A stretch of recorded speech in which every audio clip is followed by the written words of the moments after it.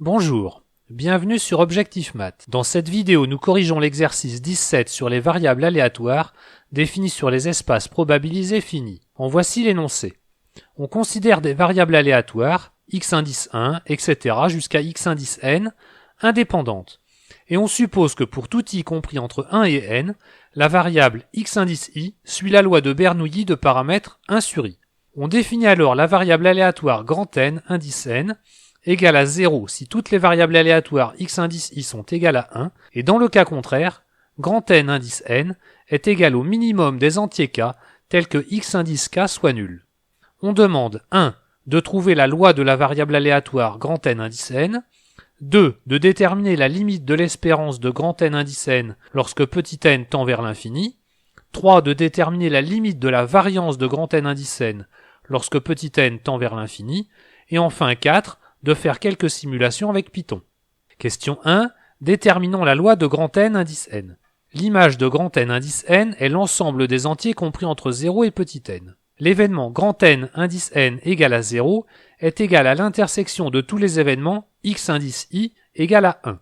Les variables x indice i étant supposées indépendantes, on en déduit que la probabilité de l'événement grand N indice n égale à 0 est égale au produit des probabilités de tous les événements x indice i égale 1. X indice i suivant la loi de Bernoulli de paramètre 1 sur i, on obtient que la probabilité de l'événement grand N indice n égale à 0 est égale à 1 sur factoriel de petit n. Fixons maintenant k un entier compris entre 1 et petit n.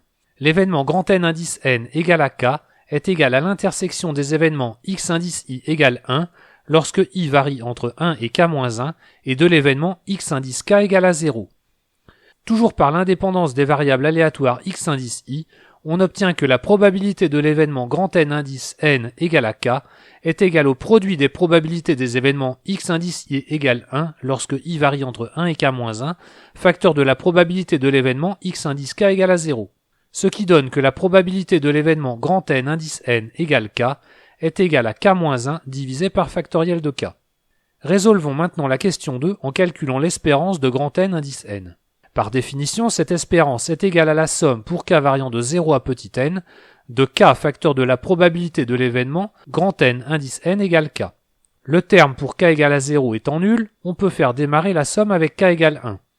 On remplace alors la probabilité de l'événement grand N indice n égale k par son expression. Et le terme s'annulant pour k égale 1, on peut cette fois faire démarrer la somme à 2, ce qui permet de simplifier l'expression par k fois k-1.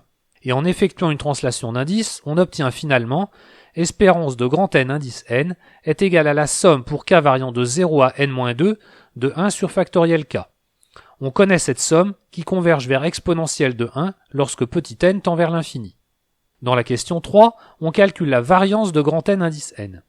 On commence par calculer l'espérance de grand N au carré, qui est égale par la formule de transfert à la somme pour k variant de 0 à n de k au carré facteur de la probabilité de grand N indice n égale à k.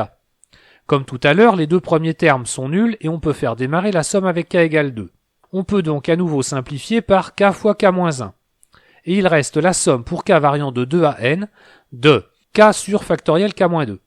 Pour simplifier encore un peu, on écrit k égale à k-2 plus 2. Et en séparant la somme en deux, on obtient espérance de grand N au carré est égale à la somme pour k variant de 3 à n des 1 sur factoriel de k-3 plus 2 fois la somme pour k variant de 2 à n des 1 sur factoriel de k-2. Il n'y a plus qu'à utiliser la formule de Koenig-Huygens et la limite quand petit n tend vers l'infini de la variance de grand N indice n est égale à 3 fois exponentielle de 1 moins exponentielle de 2. Il n'y a plus qu'à faire quelques simulations avec Python. On commence par charger la fonction binomiale du module numpy.random pour simuler la loi de Bernoulli.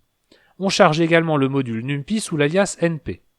On définit ligne 3 notre fonction test, prenant en paramètre l'entier n et le nombre de fois que l'on souhaite répéter l'expérience. J'ai aussi prévu un paramètre facultatif af que l'on choisira égal à true pour provoquer l'affichage des variables x et n. Ligne 4, on initialise à 0 un tableau grand N dans lequel on va enregistrer les valeurs de la variable aléatoire grand N indice petit n.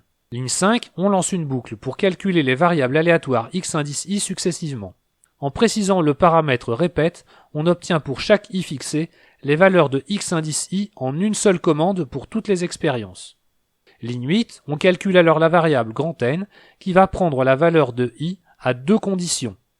Que x n'ait pas pris précédemment la valeur 0, autrement dit que n soit encore égal à 0, et que x prenne la valeur 0. À noter que les booléens true et false sont automatiquement transformés en 1 et en 0 en effectuant ces calculs. Ligne 10, il n'y a plus qu'à renvoyer l'espérance et la variance du tableau grand N. Et on essaie notre programme, d'abord avec des petites valeurs, en demandant l'affichage grâce au troisième paramètre égal à true. Le premier tableau affiché est celui de toutes les variables grand X, chaque colonne correspondant à une expérience donnée. Le tableau suivant est celui de grand N. Et enfin, le programme renvoie l'espérance et la variance. Convaincu que mon programme fonctionne, je le relance avec des plus grandes valeurs des paramètres, mais sans demander l'affichage. Il n'y a plus qu'à calculer l'espérance et la variance théorique que l'on a trouvées pendant l'exercice. Voilà, cette vidéo est terminée. Vous pouvez me laisser des commentaires et me poser des questions.